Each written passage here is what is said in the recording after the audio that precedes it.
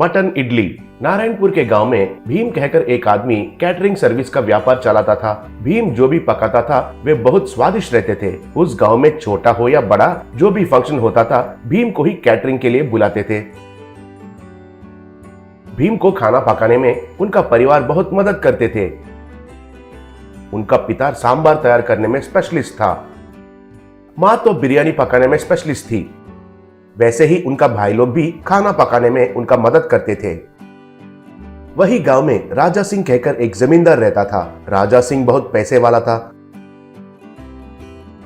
उनका गांव में अच्छा नाम के साथ साथ बहुत सारे संपत्ति भी था। एक बार राजा सिंह उनके पास काम करने वाले मुनीम से, मुनीम जी, हमारा बेटा का जन्मदिन नजदीक पड़ रहा है। खाना पकाने के लिए अब तक हमने किसी को भी नहीं रखे। असल में गांव वालों को उस दिन किसी के घर में भी खाना पकाना नहीं चाहिए। सुबह नाश्ता, दोपहर को खाना, ऐसा ही रात में डिनर भी हमारे पास है कहकर कहे थे ना। शहर से अच्छे से बावर्ची को लाएंगे कहकर मेरा साला जी कह रहा है, कहा।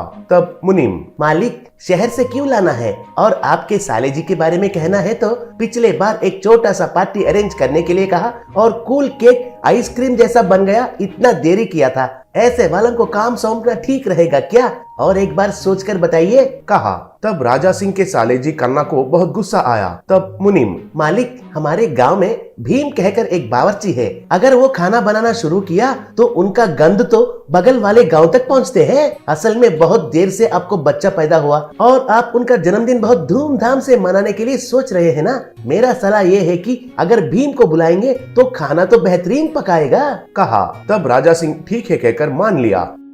एक दिन राजा सिंह भीम के घर गया। राजा सिंह को उनके घर आते हुए देखकर भीम और उनके परिवार वाले हैरान रह गए। तब भीम, मालिक, आप खुद मेरे घर पर आए हैं और मुझे तो यकीन ही नहीं हो रहा है, कहा। तब राजा सिंह, कुछ नहीं भीमा, तुम्हें पता है ना, मुझे वारिस पैदा हुआ है और मैं उनका जन्मदिन एक त्योहार जैसा मनाना चाहता हूँ। हमारे मुनीम जी से पूछा तो तुमसे बढ़कर अच्छा बावर्ची तो अगल बगल गांव में ही नहीं है, ऐसा कहा। ये फंक्शन मेरे लिए बहुत महत्वपूर्ण है। बहुत दूर से हमारे रिश्तेदार आने वाले हैं। उनके सामने मेरा इज्जत खड़ा होना चाहिए। ऐसा ही गांव वालों को हमारे महानता के बारे में पता चलना चाहिए। इसलिए मैं खुद कैटरिंग ऑर्डर देने के लिए इधर आया हूँ। सुनो, हमारे गाँव वाले सब नॉनवेज पसंद करते हैं, इसलिए सब तरीके के नॉनवेज आइटम्स उस दिन रहना चाहिए। ब्रेकफास्ट से लेकर डिनर तक सब कुछ हमारे पास ही होना चाहिए। अगर कोई भी आइटम अच्छा नहीं है और किसी ने भी अच्छा नहीं कहे तो तुम्हारा पेमेंट नहीं दूंगा। अगर सब आइटम्स अच्छे रहेंगे तो तुम्हें डबल पेमेंट देता हूँ, कहा। ऐसे ही फंक्शन का दिन आ ही गया। भीमा की पत्नी भीमा के पास आकर, सुनिए जी, इस बार मैं भी कुछ न कुछ पकवान बनाती हूँ, बोली। तब भीमा, तुम्हें एक बार कहने से समझ में नहीं आता है क्या? हमारा रसोइया का परिवार है, इसलिए हम खाना अच्छा से बना सकते हैं। तुम्हें कोई पकाने की जरूरत नहीं है, लेकिन पहले जाकर उन सब्जियों को तो काटो। ऐसे ही उस चटनी का काम नजदीक से रहकर देखो, कहा। तब उनका पत्नी बहुत दुखी हुई।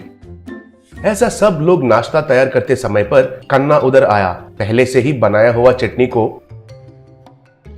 कोई भी देखे बिना नीचे फेंक दिया।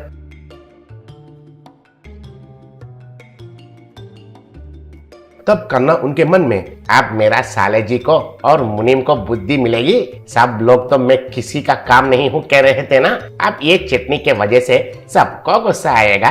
मेरे साले जी मुनीम के साथ एक खेल खेलेगा, ऐसा सोचा। कुछ देर के बाद चटनी को नीचे गिरा हुआ देखकर भीम, अरे अरे अरे, चटनी ऐसा कैसे गिर गया, कहकर चिल्लाया। तब परिवार वाले उधर आए। तब भीमा, अरे अब कैसे? चटनी तो गिर गया और एक आधे घंटे में तो अतिथियां आ जाएंगे और चटनी तैयार करने के लिए सामान भी नहीं बचे, कहकर दुखी होने लगा। तब भीमा की पत्नी, सुनिए जी, मेरे पास एक सलाह है।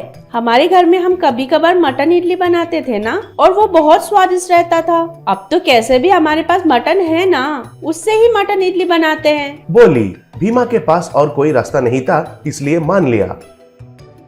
अतिथियां तो आने लगे। भीमा की पत्नी एक कढ़ाई लेकर उसमें इडलियों को रखी और उन इडलियों के ऊपर मटन करी डालकर इडलियों को अच्छे से फ्राई करके आने वाले अतिथियों को खिलाई। आए अतिथियां उन मटन इडली को बहुत पसंद करने लगे। जमींदार भी आकर उस मटन इडली को खाया। अरे वाह, कितना स्वादिष्ट है, मेरा जिंदगी में अब तक ऐसा इडली कभी भी नहीं खाया। शाबाश शाबाश कहा। ऐसे भीमा के परिवार वाले उस फंक्शन में खाना बेहतरीन बनाए। अगले दिन जमींदार भीमा के परिवार वालों को बुलाकर, भीमा, आपने तो खाना बहुत बेहतरीन बनाया है। मुख्य रूप से वो मटन इडली के बारे में गांव वाले और मेरे रिश्तेदार सब लोग चर्चा कर रहे थे। कहा। तब भीमा, वो मालिक, वो मटन इडली का विचार तो मेरा पत्नी का है जी, कहकर पत्नी के ओर बहुत गर्व से देखा। पत्नी भी बहुत खुश हुई। राजा सिंह भीम को डबल पेमेंट दिया और भीम भी बहुत खुश हुआ। बाद में सीसीटीवी फुटेज में कन्ना चटनी को गिराने के बारे में मुनीम दिखाने से राजा सिंह कन्ना को घर से बाहर निकाल दिया।